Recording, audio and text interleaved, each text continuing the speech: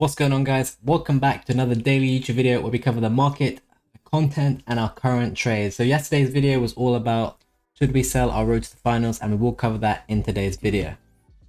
First of all, let's look at the content. Oh, let me remove this off the screen. As you can see, there was a trade we were making earlier and people would not stop asking. So is this button? Here we go. It is gone. Kind of funny, but people would not stop asking what to do on stream today. It was kind of annoying. We got this Showdown, which also has loans. The Showdown with the loans, I think, is only an 82. 82 for the loans. I believe this one is 82 as well. Yeah.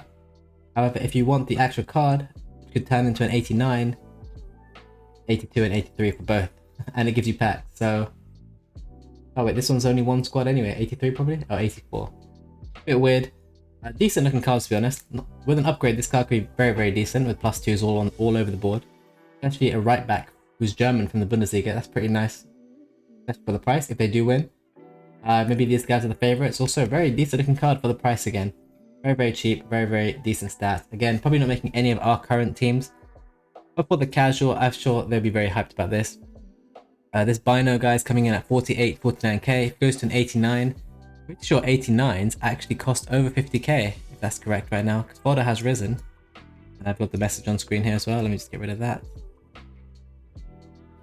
Bang.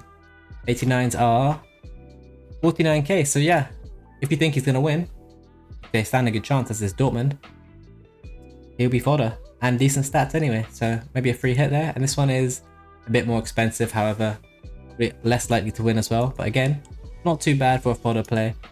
If you want to try it, don't forget you get 2 packs back for the Dortmund guys, so it's actually not bad value at all. Other than that, I believe we got nothing.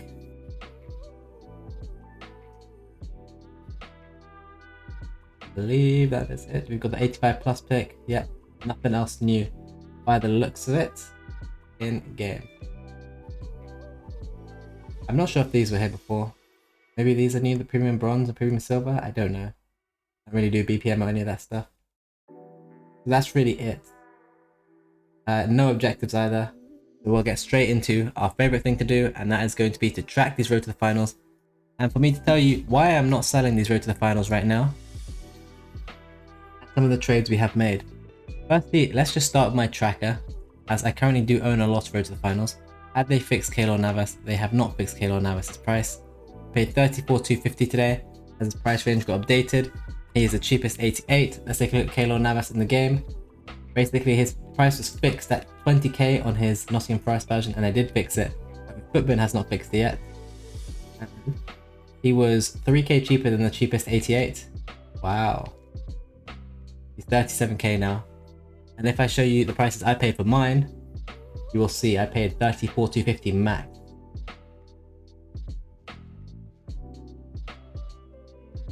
$40, $50, 34, and then there should be another 7 more towards the end. More. There should be some even more. All these random golds here selling as well. So yeah, simply what happened with this card was we got the price range update. So many people have been sniping this card at 20k, either with bots or just sniping in general. Had a ton of this card. The price range got updated. The cheapest 88s currently are 37, 38k, and hey, if they were selling for 34k, to me that's illogical. So hey, if they're 4k cheaper or 3k cheaper than the next fodder, 34k is 4k cheaper because they're basically all 38k. That gap is there's no reason for it to exist because people will use the cheap one and push the price up. So I have 10 of those at 34k. As you can see already, it's 38k. So I'm making minimum 2k a card, but I have 10 cards. It's only 20k, but hey, it's free coins, so I'll take that at the end of the day, and it's pretty much zero risk, which I mentioned on stream. If you were in the early stream at 2:30 PM today on Twitch, you would have seen me say to everyone, or that's what this message is on screen that you've been seeing pop up. Buy Keylor Navas under 35k and don't sell road to the finals, because I've had that question quite a few times. Here's my portfolio. It says 1.9 mil right now in profit. That actually was at a peak of 2.3 mil today. It's not being helped by this Keylor Navas minus thing. If I just get rid of the Keylor Navases, my profit will be much higher. 2.1, 2.2 basically in profit, so even higher than yesterday. Raspadori, Fofana, and Atala doing good. We do have some leaks as well, or a leak, and this is the leak we have right here. John Stones versus Murphy Showdown. So this is causing some panic on Fofana, but in my opinion, Stones can be either very bad or very expensive. I don't like it at all. Based on the other showdowns, everything's been kind of mid, and if this card is an elite card, it's going to hurt Fofana. If he's such a mid-average card, well, simply he's not going to do too much to Fofana's price, especially if he's at least 250k, maybe 300k because he's a Man City card, and we've seen some of these showdowns be 200k like the PSG guy Soler. But yeah, other than that, we've been looking at these road to the finals, thinking, do we sell, don't we sell? And in all honesty, I'm heavily leaning towards the not selling side of the cards that I own. And that is like Atal, Fofana, and Raspadori. Calvin Phillips is doing well and will continue to do well due to the reason that we have Stones coming and probably Foden Team of the Week, so be aware of that. Men's is starting to do really good. Marlon, I told you guys many times that 90k is a good buy, and now he's at 15k a card. This card doesn't look like he's going to stop. Now that we have that showdown too, he's probably going to keep rising. I was trying to get 100k earlier. He didn't really dip, he's just steadily rising now. Now, in honesty, 100k is a bargain, so you're trying to get that 100k because people will be linking to that showdown. Fofana's obviously taking a slight dip, but he's still up from this time yesterday when I filmed the video. So it depends which way you want to look at it. Ferran Torres is starting to climb a little bit. Lamella is. Felipe Anderson's making a real run for it now as well. He was 69k yesterday. He'd be up 3k a card after tax, and it looks like this card is going to show no sign of stopping now. He's just on a gradual rise and not going to stop. If you want to pick up Felipe Anderson, I'm not against that at all. Miranda seems to have slowed down, probably because they're playing Manchester United and the hype is now over. Or the usability of the card is there, but there's no additional upgrades being priced in. Lucas Moura, I told you guys as well, under 200k is a good price, and now he's holding over 200 very easily. He hasn't gone back under, but I do like that as well. Martinelli's obviously rising well, Martial's holding well. We do have, my favorite looks are probably Marlon at 100k right now, if it's possible. I don't know if you're going to get that anymore. Felipe Anderson, in honesty, 72k you're going to be trying to get now, and Lamella at 40, but I think Felipe Anderson is probably the best look at this current time if you were trying to invest. 72k would be a bargain in my opinion now, even though the night before we were tipping these at, let me just show you what price we tipped at yesterday. Last night we were tipping Ferran at 64, Miranda at 80, he actually went to 89, I did sell mine for 87, Felipe Anderson at 70, Lucas Moura at 200, Marlon at 95. You can see these three in particular have done very well. Lamella and Forsberg are both up a little bit as well. So now I'm probably looking at these two cards if I want to reinvest, but I'm going to probably just keep a hold for Fofana. And I'm hoping Stones is going to be bad, and if Stones is bad, be ready for this card to just shoot up because he's basically being priced in. Stones being priced into Fofana's price, so he's holding Fofana back right now because Fofana was much higher. And when Stones is either underwhelming, he will shoot up, or Stones is very expensive, he'll shoot up. But if Stones is affordable and very good, and looks like obviously they're playing Newcastle, this is not a guaranteed upgrade, but the good chance he will go down if that is the case, if that showdown is fairly priced, but I highly doubt it is, or the card will be good. So I'm not panicking on that. Atal is showing no signs of stopping. I couldn't even think of a card that EA could release that would make people want to sell this card to use a different card. This game is next Thursday, I'll probably hold all the way until then. And Raspadori, Napoli are killing it in Syria, and this card just continues to rise again. They don't even play next week, they play the week after, so I'm probably, at this current time, my plan is to hold this card until the game.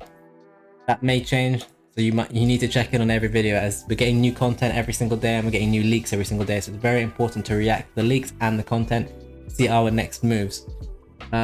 You know all my cards that I've invested in, they're all basically those cards there, plus Fofana and Martinelli. Here's my tracker. If you want to find this on Footbin, you go tools and click tracker and you can create your own. You add your trades here. And this is how I keep track of my investments. This is the total coins I've invested right here. And that is the current profit I have. When you add these two together, that's how many coins I'll have. According to this, I will have 13 million coins, which is not including my 10 Keylor Navas's, which I paid 34k for, and they're probably going to sell for 40k. That's another 400k on top of this. Add another 400k to this, I would say, or this even. So 11.3 plus 2.1, looking like I'm on 13.5 million, which is insane to me due to the fact that under a month ago I was on 5.5 mil at the end of team of the year. I more than doubled my coins since then, just by having a very OP team, not needing to do any stupid upgrades or any stupid gamble packs, because simply my team is so good now. Martinelli is the only tradable card in this team. But yeah, because of Team of the Year, I managed to get cards like Ramos, Courtois, I crafted Zidane, I got Mbappe, I packed Pedri, I got Mane, I got Hugo Sanchez, and I had these cards before. So basically, this is why I do my Team of the Year grind the way I do it. Because making coins after Team of the Year is extremely easy. As you know, I've already doubled my coins. Imagine I had my 13 mil and I didn't do anything during Team of the Year. Sure, I might have 30 mil right now, which would be amazing. However, the way I play this game is, I now have a fantastic team which I can use all the way up until team of the season with little upgrades. Now I'm making coins, now I'm rich again, and I'm over 13 mil. I feel rich and comfortable. I can do whatever SBC I want if I get bored or want to have a bit of fun. I've done my month of grinding, and now it's really easy for me for the rest of the FIFA. Now I can invest in whatever card I want and in bulk. And it seems like Fantasy Foot is going to have a lot of live cards too. So guess who's going to be trading them again? This guy. But the only thing we must be aware of, if these Fantasy Foot cards are really good or they change the system, that may change our stances on the road to the finals, as you never know what the new system's going to be, or if it's going to be good or bad. But what I will tell you is, if it's based on the last year's system, these cards can only get a +1 on the first weekend, which wouldn't be anything too crazy or groundbreaking, which is why I definitely don't want to panic on my Martinelli, Atal, or Fofana. They all play in the first week. The only one I'd be tempted maybe is Raspadori. However, this card is now performing as one of the best, as he was being held back due to one reason: heavy overinvestment, and now all the investors are out. This card seems free to just fly, and I'll sell before the next Napoli game, which is probably in... well, it is not probably, it's in like a weekend, it's in like 2 weeks from now, because today's Tuesday. But who knows what price this card could be at by then. And in honesty, if I'm making easy coins on a card, I might not have other coins to trade. I'm making coins by doing nothing, which is perfect by me, and I'll continue to do this. If my stance does change on the road to finals, I'm sure you'll see a video saying I sold all of them, but we'll have to see. If there is any card I was going to sell, it would most likely be Raspadori. I will be holding Fofana 99% chance. Atal is like a 99.5 and Martinelli is like a 99.5 that I will hold as well. Highly likely I do end up holding these cards, as I can't really see anything bumping these down, or the bump will be so small and you should time it perfectly to get back in. Everyone's going to want to get back in on these cards, in my opinion, due to the new upgrade system making them much more useful. Thank you for watching this video, everyone. Like, subscribe, share the video, follow me on Twitch, follow me on YouTube, whatever you want. All my socials, Rttfs21, as you can see right here. Hope you enjoyed the video. I'm releasing them every single day. Enjoy making them. Loving the comments. Thank you for all the comments and the likes, guys. I'm really appreciating that. I really do notice the difference every day. Thank you for watching, and I'll see you in the next video tomorrow.